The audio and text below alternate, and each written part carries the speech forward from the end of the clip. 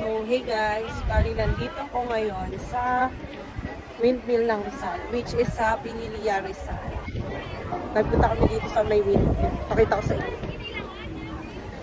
Yan. Yan siya.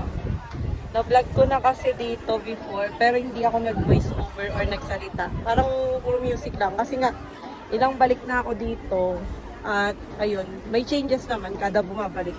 Nung una, pangit pa yung daan. Tapos, kundi pa lang yung mga tao nagpupunta. Tapos, ayan, wait lang, pakita ko din yung view. Ayun, tingnan nyo, ang ganda. Depende din talaga pag pumupunta kami dito. Minsan maaraw. Tapos ngayon, maulan, maputik. Yan yung kalsada. Kasama ko ngayon pumunta is yung family ko. Parang ano lang, napag-ayaan, kaayaan lang na magpunta dito. Kasi yung tita ko pala na nasa abroad ng dito sa Pinas, hindi pa nakakapunta dito. Tapos may bisita kami na hindi rin nakakapunta pa dito. So, ayun.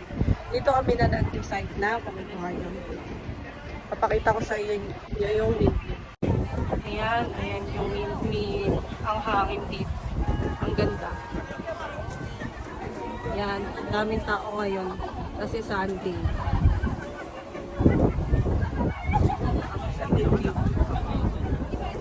Yan yung view, ang ganda. Laguna Lake Akay. Yun. Ayan yung private property.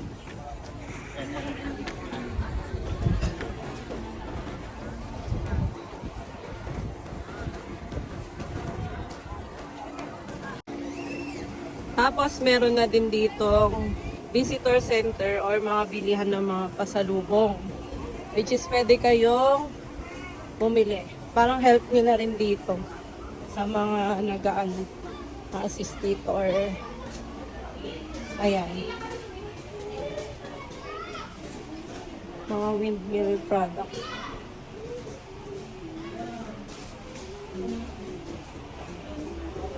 Tapos ito. Rice kasaba crackers, kasabaw, chicharon, pasalubong. May magpa tapos. Ayan. Mga kutkutin. Ito pa. Large bamboo bank.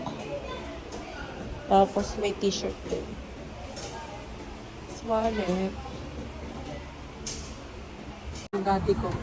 Guest look. Nagpipicture na siya. Akala ko may pinipicturean siya. Yun pala yung windmill. Gamit niya yung phone ko. Or phone na binigay ko sa kanya. Dati di yung ganyan. Hindi nagpipicture. Ngayon tingnan niya nagpipicture na siya. Nagpipideo pa. Wala lang. Nakakatuwa lang. Hi guys. Ang gulo ng buko ang hangin kasi.